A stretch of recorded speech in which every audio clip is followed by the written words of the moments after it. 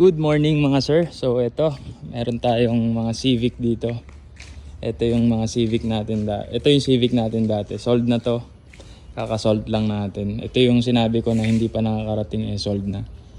Yan. And ito naman yung pinost ko kahapon na Civic. Ito. Yan. Ito yung 1.8V variant manual transmission.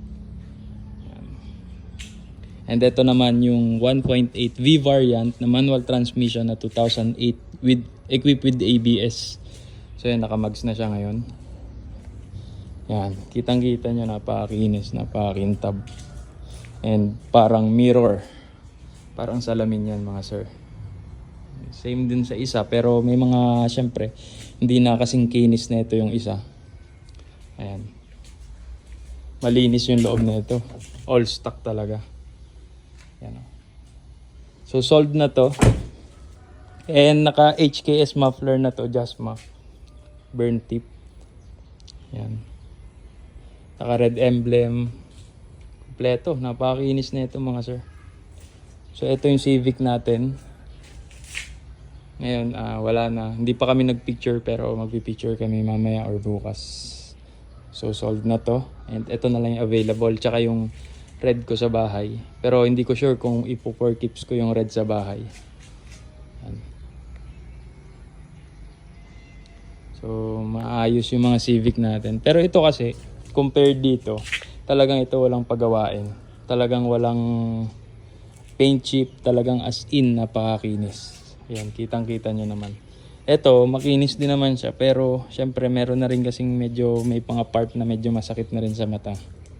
Kagaya nito, parang medyo nagma-mark na yung mga ano niya. And ito, madali lang naman to ayusin.